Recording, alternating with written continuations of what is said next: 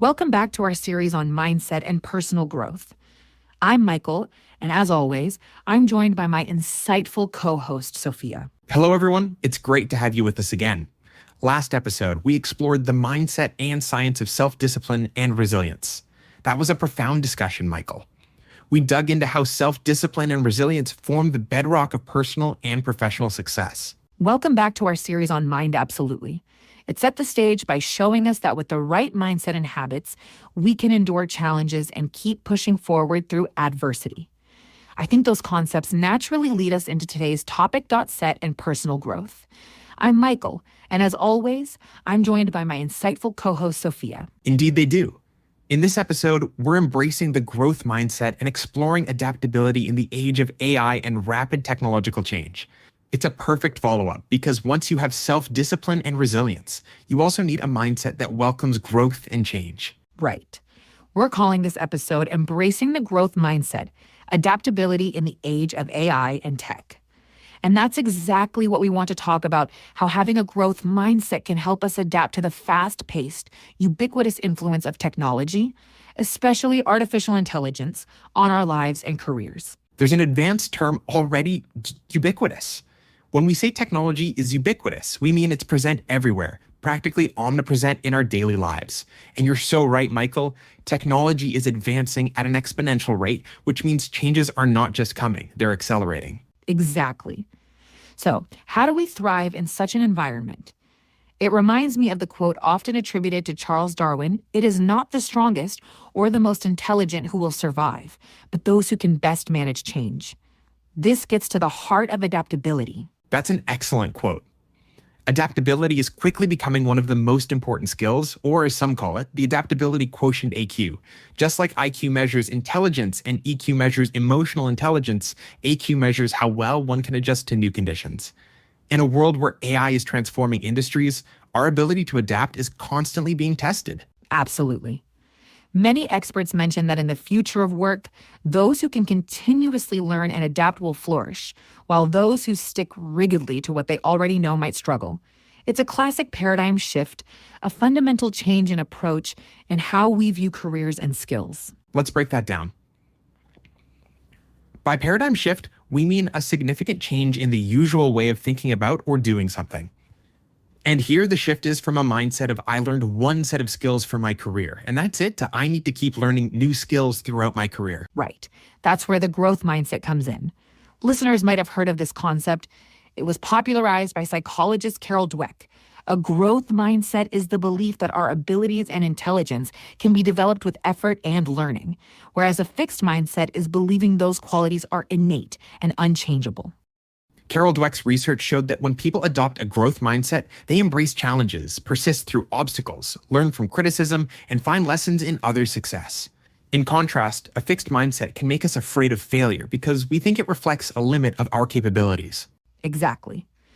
So, in a practical sense, if you have a growth mindset at work and suddenly your company introduces a new AI tool or a completely new process, you'll likely respond with curiosity, maybe even excitement to learn it. If you had a fixed mindset, you might resist thinking, I'm not good at this sort of thing. I'll never get it. Right. The growth mindset is fundamentally optimistic. It's about seeing potential and opportunity to grow rather than an obstacle. It's like viewing your brain as a muscle that can be trained, which is actually backed by neuroscience through the concept of neuroplasticity, the brain's ability to reorganize itself by forming new neural connections throughout life. That's a great point. Neuroplasticity. Research in neuroscience tells us that learning actually changes the brain. Even in adulthood, practicing new skills can strengthen neural pathways or create new ones. It's encouraging because it means our capacity to learn isn't fixed. Our brains are literally wired to adapt. And adaptation is our main theme. Perhaps we should illustrate adaptability with a concrete example. Let's bring in a scenario. Imagine a project manager in a marketing department named Lisa. Lisa has been in marketing for 15 years, and she's excellent at traditional campaigns, TV, radio, print. But suddenly, the company shifts heavily into data-driven digital marketing and AI-powered analytics. Oh, I can see where this is going. Lisa basically has two choices: resist and stick to her old expertise, or embrace the change and learn new skills. That's a pivotal moment for her. How about we do a quick role play to illustrate these two mindsets in action? Great idea. I'll play one of Lisa's colleagues and you be Lisa. Let's first show what it might sound like if Lisa is in a fixed mindset resisting the change. I just got out of this meeting where they said we all have to start using this new AI tool for marketing campaigns. Honestly, I have no idea how to even begin. I'm a marketer, not a data scientist. I mean, you can't teach an old dog new tricks, right? I hear you, Lisa. The tool is pretty new to all of us, but I think with some training, we could get the hang of it. Want to maybe try it together? I don't know. I've done fine for 15 years without any fancy algorithms. This just sounds so complicated. I'm worried I'll mess everything up. And it's not like I'm tech savvy. What if I just stick to what I know and let the younger folks handle the AI stuff? We all have a lot to learn, it's true. But you've got so much experience in marketing strategy. Maybe this tool can enhance what you already do well. We could start small. How about we schedule a short practice session later this week? Honestly, I'm not even sure it's worth it. I feel like I'm too set in my ways, and I don't want to look foolish struggling with some software while everyone else gets it. I understand the hesitation, but there's no pressure to be perfect at it immediately. We're all learning. I've seen you tackle tough projects before. I know you can learn this too with a bit of time. Maybe I just hate feeling like a beginner again. It can be uncomfortable. I get it. But remember how you learned social media marketing a few years back when that became big. You were unsure at first, but then you mastered it and even taught the rest of us some tricks. This isn't too different. That's true. I almost forgot about that.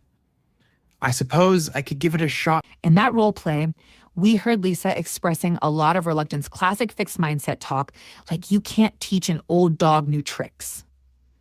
She was doubting her ability to learn something new, essentially experiencing a bit of imposter syndrome, the feeling that you're not really capable or that you'll be exposed as a fraud, even when that's not true. This fear was especially strong for her as an experienced person who didn't want to appear incompetent. Exactly. Now, let's replay that scenario, but imagine Lisa approaching it with a growth mindset from the start. We just had a meeting about adopting this new AI marketing tool. It's out of my comfort zone, I'll admit. I haven't worked with anything like it before. Yeah, it's new for a lot of us. It does look a bit daunting at first. I agree. But, I'm thinking maybe I should sign up for that training course they mentioned. I might even ask our tech team for some pointers. It could be a good chance to add another skill to my toolkit. That sounds like a great approach, Lisa. I was a bit worried how the team would react, but hearing you say that makes me feel more confident too. Oh, I'm definitely anxious. I'm no tech genius. But I keep reminding myself that I learned plenty of things on the job over the years, like when we shifted to social media marketing. This is just another learning curve. Absolutely. And you're not alone. We can all help each other out. Maybe we can form a little study group in the team to practice using the tool on a sample campaign. Let's not get ahead of ourselves. But I'm glad I have colleagues like you who are open to learning together. Okay, time to sign up for that training. I love that optimism. Who knows, you might end up leading the way in integrating AI into our marketing strategies. Exactly. And notice how different the tone and outcomes were. In the fixed mindset scenario, Lisa was basically on the verge of giving up before she even started, viewing the change as a threat. In the growth mindset scenario, she viewed the change as an opportunity, even though it was still challenging. She was willing to seek help and recognized that it could enhance her abilities. In that second role play, Lisa still had some nerves, but she was willing to try, to be a beginner again, and to see the value in learning something new. That's the growth mindset in action. You're touching on an important concept: psychological safety. This term refers to an environment where people feel safe to take risks and make mistakes without fear of punishment or humiliation. In a workplace with psychological safety, someone like Lisa can say, "I don't know how to do this yet," and ask for help without feeling ashamed. Right. And psychological safety, to briefly define it, more means team members trust that they can admit errors or lack of knowledge, and others will support rather than penalize them. This kind of environment hugely encourages adaptability because people aren't paralyzed by fear of failure or embarrassment. Many progressive companies are actively trying to build that kind of culture because they know it fosters innovation and learning. It's all interconnected. A growth mindset is easier to maintain in a growth-oriented environment. But even if your environment isn't perfect, you as an individual can cultivate your own adaptability. Let's talk about the consequences of not adapting for a moment, which our first role play hinted at. If Lisa had refused to learn, over time she would likely face stagnation in her career, or even risk job loss if her skills became outdated. This isn't to scare anyone, but it's the reality. When we stop learning, we stop growing, and in a fast changing world that can leave us behind. And it's not just about technology. Adaptability also means adjusting to any new conditions. It could be changes in the market, changes in company strategy, or even changes in one's personal life. For example, recent years showed us how entire industries had to pivot. Restaurants switched to delivery, teachers moved classes online. Those who adapted quickly managed to keep going. Right. Let's consider an example from a different field for variety, the automotive industry. Think of auto mechanics who for decades specialized in gasoline engines. Now, with electric vehicles, EVs becoming more common, a mechanic might suddenly need to understand battery systems and software diagnostics rather than carburetors and fuel injection. An old school mechanic might grumble that you can't teach an old dog new tricks, using that idiom we heard from Lisa. But many are adapting, taking courses on EV maintenance, getting certified in high voltage systems. Those who do will continue to thrive. Those who don't may find their once busy garage has fewer and fewer customers over time. Great example. It's happening everywhere. In education, teachers who used to only use chalkboards had to learn smartboards and Zoom. In construction, workers are learning to use drones for site inspections. In healthcare, as we mentioned, doctors and nurses now use tablets and AI-assisted diagnostics. No one is exempt from the need to adapt. It can definitely be daunting, especially for those who have been in a field a long time. We should acknowledge that it's human nature to feel anxious about big changes. But as we saw with Lisa, the mindset you bring makes a huge difference in how you experience the change. Fear of the unknown is one thing that holds people back, as we noted. Another thing can be pride or ego, surprisingly. If you've been an expert at something for years, admitting that you're now a novice at a new tool or method can bruise the ego. That's true. Some people think, consciously or not, I'm a senior person, I shouldn't have to learn alongside newbies, or they worry about losing status as the go-to expert. This can lead to a stubborn resistance to change, which ironically might undermine their expertise in the long run. Yes, ironically, the pride in being highly competent can stop someone from becoming competent in a new area. It's a bit of a catch-22. You don't want to look like a beginner, but the only way to not be a beginner is to start learning and accept being a beginner for a while. Exactly. Overcoming that requires humility and the realization that learning doesn't diminish your past accomplishments. In fact, being willing to learn again shows confidence, not weakness. It's saying, I trust my ability to grow more than I fear appearing unskilled in the moment. That's a powerful reframe. To see learning as a strength. And often the people we admire most have that quality of constant learning. Think of great leaders or innovators. They are always curious, always absorbing new information. They don't assume they know it all. Absolutely. And on the flip side, when we see companies or individuals fail, it's often because they refuse to adapt. History is full of examples, like Blockbuster not adapting to streaming, or a professional who didn't keep up with new practices in their field. The status quo can feel comfortable, but clinging to it too tightly is risky when the world around you is changing. So true. I like the example of Blockbuster versus Netflix. One saw change as a threat and tried to ignore it. The other was born from embracing new technology and consumer habits. It's a cautionary tale for businesses and individuals alike. Let's pivot a bit to discuss how one can actively cultivate adaptability and a growth mindset. We touched on some strategies, but let's lay out a few clear ones for our listeners, perhaps with examples. Regularly challenge yourself. Take on small challenges that stretch your abilities. For example, if you're not a public speaker, volunteer to give a short presentation at work. Or if you're not tech savvy, try out a new app or tool each month just to play with it. Essentially, you're training your brain to be okay with not knowing and then figuring things out. Lifelong learning. We said it earlier, sign up for courses or workshops. There are so many online resources now, from formal courses to YouTube tutorials. For instance, a project manager might take a course on AI and project management to understand what's coming.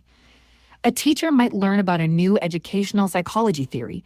Keep feeding your mind new info. Another one is seek feedback and learn from it. People with a fixed mindset often avoid feedback because it can be seen as criticism. But feedback is a great way to learn and adapt.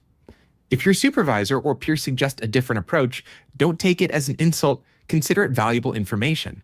For example, if you give a presentation and a colleague says, "It was good, but a bit too detailed for the audience," use that to adapt your style next time. Good point. And maybe also practice reframing failures as learning opportunities. We hear this a lot, but it's true. If a project you lead doesn't go well, instead of thinking, "I'm terrible at this," dissect it. What can I learn from what happened? How can I adapt my approach in the future? That reflection is where adaptability is born.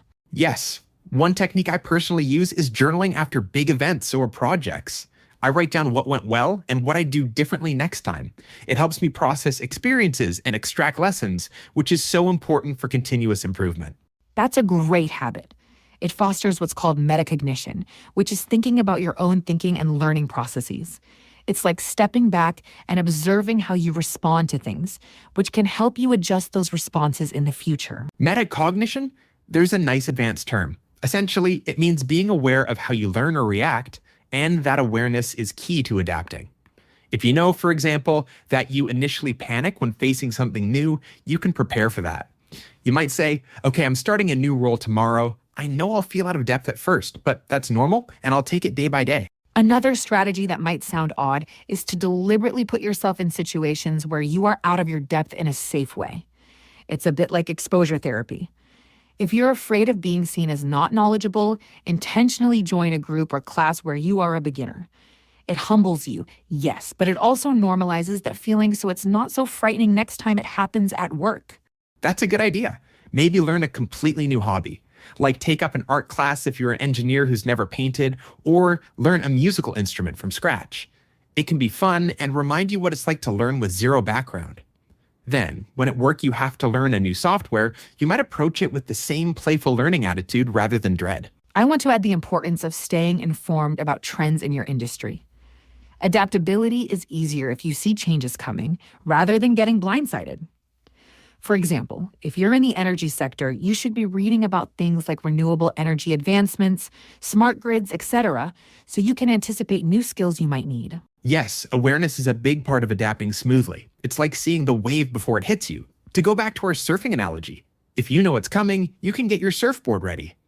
If you're oblivious, you'll be knocked over and scrambling to recover. Earlier, we touched on something, the generational aspect of adaptability. Sometimes younger people are seen as more adaptable, maybe because they grew up with rapid tech changes.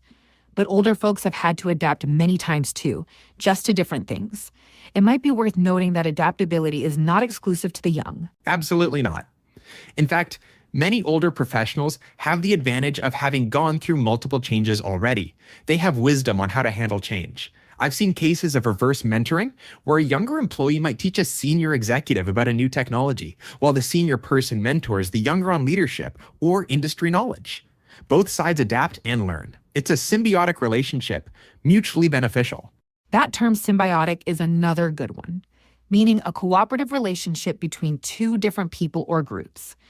In this case, different generations learning from each other symbiotically enhances adaptability all around. That's an inspiring practice, and it breaks the stereotype that only young people teach older folks about change. The truth is everyone can learn from everyone. The moment we think we are above learning from someone else, that's a fixed mindset sneaking in. Very true. I'm also reminded of an analogy from nature. Think of a tree in a storm. The trees that survive a violent storm are usually the ones that can bend with the wind, not the rigid ones that snap. In other words, flexibility is a form of strength, even though we sometimes mistake strength for sheer rigidity. I love that analogy. It paints a clear picture. The ability to bend and sway means you can endure the storm. Flexibility in life and career means adjusting to strong winds of change without breaking. It's counterintuitive for some, but bending doesn't mean you're weak. It means you're resilient enough to withstand pressure. And in the context of careers or personal growth, sometimes bending means altering how we see ourselves or how we approach our work. It might mean expanding our professional identity. For instance, someone who long thought of themselves strictly as a print journalist might need to bend by embracing digital media, becoming a multimedia storyteller instead. That example hits home for me. I actually have a close friend who went through that. She was a newspaper journalist for a long time. When her paper shut down and everything moved online, at first she felt lost and resisted the change. She used to say, "I'm a serious journalist, not a blogger or a social media person." She felt that going digital would cheapen her work. That was her rigid phase. I sense a but then coming because clearly she adapted eventually, right? Exactly. After some time struggling with freelance gigs, she realized that storytelling can happen in many formats and that her core mission of informing and inspiring people could carry on digitally. She learned how to manage a blog, started doing podcasts, and became quite savvy with social media to promote her work. Fast forward a couple of years, and she now runs a successful online magazine. She often jokes about how she was dragged kicking and screaming into the digital world, but now she's glad she bent instead of breaking. That's a fantastic example. It shows the emotional journey too: initial shock and denial, then gradual acceptance and learning, and finally a new normal that incorporated her old values, quality journalism, into a new medium. She didn't lose who she was as a journalist. She just found a new way to express it. Right, she preserved her core identity, her commitment to good journalism, but adapted the way she delivered it. And in doing so, she not only survived in her career, she discovered new skills and opportunities she never imagined at first. Stories like that really drive home the point that adaptability is not about becoming a whole different person or abandoning what you care about. It's about finding a way to keep those core parts of you alive and relevant as the world changes around you. Perhaps one message here is that it's okay if you don't embrace change instantly with open arms. You might go through a phase of doubt or even mourning the old ways. But the sooner you get to acceptance and curiosity, the better for you. Yes, there's definitely an emotional process in adaptation. It's like the change curve where people go through stages: shock, denial, frustration, depression, and eventually acceptance and exploration, and finally integration. We've all been through that in one way or another with big changes. I want to touch on the role of AI specifically since we mentioned it in the title. AI is often seen as a threat to jobs, but perhaps an adaptable mindset sees AI as a tool or even a colleague. How can someone turn the emergence of AI in their field into an opportunity? Good question. I'd say first, learn about it. Fear often comes from the unknown. If an AI tool is entering your field, take the initiative to understand what it does and how it works. For example, teachers initially feared AI that could grade essays, thinking they'd be replaced.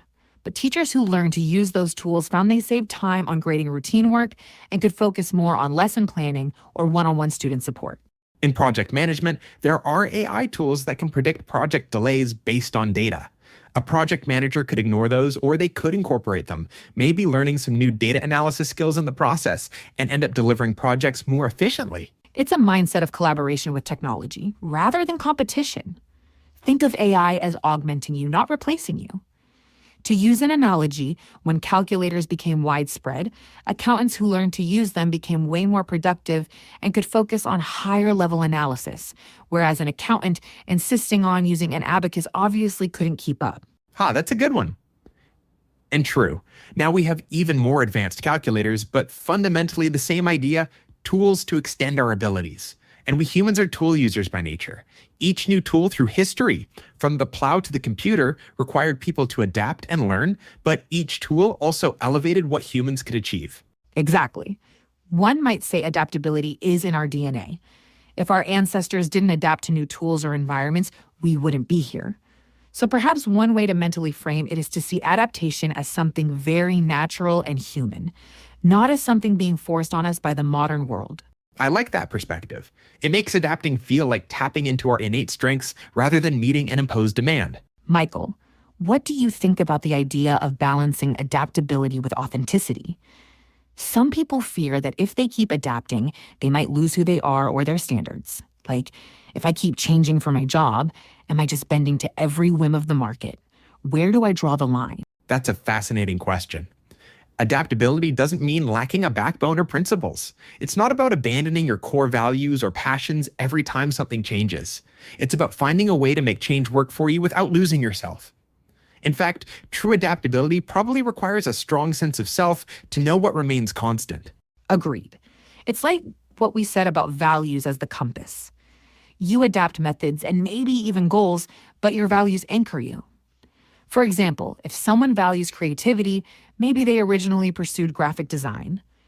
If that industry changes with AI tools, they might switch to a different form of creative work or use those AI tools creatively. They haven't lost their authentic self. They're still pursuing creativity, just in a new context. And sometimes adaptation leads you to rediscover parts of yourself or skills you had that were dormant. It's like how some engineers in the sustainability sector are dusting off their college coding skills to work with AI models for energy efficiency. They might reignite an old interest in programming that they hadn't used in years, and it becomes part of their repertoire again. That's a good point. Adaptability can actually broaden your identity rather than narrow it. You become not just one thing, but a multifaceted individual with a rich skill set and perspective. We should probably emphasize also that adaptability is not just for huge changes like new technology or career shifts. It also applies at a smaller scale in everyday problems. Like if your plan for a project at work isn't going as expected, an adaptable mindset lets you pivot rather than just doing the same thing harder. Yes, the old saying, don't cling to a mistake just because you spent a lot of time making it. Being adaptable means you can admit when something isn't working and change course. Pride or stubbornness can get in the way of that, unfortunately. We all have a bit of stubbornness, don't we? It's sometimes hard to let go of a way of doing things, especially if it used to work well for us. It's like a chef who has a signature recipe, but suddenly diners' tastes change. The stubborn chef might insist, no, this is my style, take it or leave it, while the adaptable chef experiments to update the dish to modern tastes. And guess which chef stays in business longer, right? The one who can evolve with the times. We all have a bit of stubbornness, don't we? It's sometimes hard to let go of a way of doing things, especially if it used to work well for us. It's like a chef who has a signature recipe, but suddenly diners' tastes change. The stubborn chef might insist, no, this is my style, take it or leave it, while the adaptable chef experiments to update the dish to modern tastes. Oh yes, the pandemic forced practically everyone out of their comfort zone.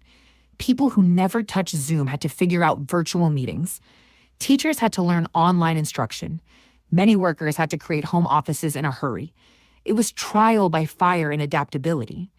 And interestingly, many discovered benefits. Some folks found they actually liked working from home or that they could be just as productive. True, and organizations learned they could be more flexible too. It accelerated some changes that were probably coming anyway, just on a faster timeline. And it made adaptability a front and center skill. That's a creative exercise too, envisioning different possible yous in the future. It can actually be empowering because it reminds you that you have potential beyond what you're doing right now. Yes, adaptation by choice rather than by necessity is a kind of training for when adaptation by necessity is demanded. It's like building up adaptive capacity. Some companies actually scenario plan different futures to prepare themselves, and individuals can do a mini version of that, like think, if my industry really changed, or if I needed to change jobs, what would I do? What skills would I lean on or need to develop? Not to worry oneself, but to have some openness to those possibilities. I love that a portfolio of skills rather than a single professional identity. It's very liberating when you realize you can be many things and you can evolve. It takes some pressure off too. You don't have to have it all figured out at 25 or 30. You can keep discovering and reinventing. Absolutely. We are not as stuck as we sometimes feel. There's a term career fluidity going around, the idea that careers are fluid, not fixed tracks, and that people will flow through different roles. So it's okay if you don't have a one-track narrative. Better to build a portfolio of skills and experiences. We should mention also, adaptability doesn't mean aimless jumping around. It works best when guided by some intention. So maybe someone listening might think, should I just constantly jump to learn every new trend? Not necessarily. It's more about knowing why you might need to learn something and being willing to do so when it aligns with your goals or the realities of your environment. Sometimes not every trend is relevant to you, and that's fine. Adaptability doesn't mean lack of focus. It means the capacity to focus on a new path when needed. Well said. It's strategic adaptation, not just change for change's sake. We're covering a lot of ground here, from personal attitudes to workplace culture to dealing with AI. Maybe this is a good point to start wrapping up this episode by summarizing some key points for our listeners and offering a few reflective questions. Good idea. So, key takeaways on embracing a growth mindset and adaptability. First, believe in your ability to grow. Remember that your brain can form new connections Skills are learnable. Nothing is set in stone. Expect and embrace change. Instead of dreading change, see it as normal and even as an opportunity. Like the surfer riding the wave, prepare yourself to ride changes to a new destination. Step out of your comfort zone regularly. Treat challenges as chances to learn, not as threats. If you fail, view it as data, as feedback to improve. Stay curious and keep learning. Continuous learning keeps you adaptable. It could be formal courses, certifications, or informal reading, trying a new task. Surround yourself with growth mindset influences. It could be people, books, podcasts like we hope this one is, anything that reinforces a positive, adaptive outlook. Be patient and kind to yourself. Adaptation can be uncomfortable at first. Give yourself time to adjust and don't beat yourself up for not being perfect immediately. Align with your values. Use your core values as an anchor so that even as you adapt what you do, you remain true to what matters to you. Great summary, Sophia. And for reflective questions to ponder. 1. Think about a time when you had to adapt to a big change like a new job, a new technology, or a life change. What did you learn about yourself in that process? 2. Identify one skill or subject you've been avoiding because it feels intimidating or you think you can't do it. What small step could you take to start learning it with a growth mindset? 3. How do you react when something doesn't go as planned? Do you double down on the same approach or do you pivot? Can you recall a situation and how being more adaptable or less influenced the outcome? 4. Who in your life exemplifies adaptability and a growth mindset? What can you learn from their attitude or approach? 5. Lastly, what changes do you see on the horizon in your industry or personal life? How might you proactively prepare yourself to meet those changes head on so you're not caught off guard? Those are great questions. They really tie the topic back to each listener's personal experience and future. The idea is to not just listen, but reflect and maybe take action. Adaptability and growth mindset are things we build through practice, after all. Exactly. So that concludes our discussion for today on the growth mindset and adaptability in the face of technological change. It's a lot to digest, but it's also energizing to think that we have so much potential to keep evolving. It certainly is. In our next episode, we'll build on this foundation and dive into how emotional intelligence and empathy play a role in professional success, particularly in industries like healthcare and team leadership. It's another key piece of the personal development puzzle. I'm really looking forward to that one. Emotional intelligence is such a powerful topic. It touches on understanding ourselves and others, which is vital in any career. Agreed. So thank you, dear listeners, for joining us today.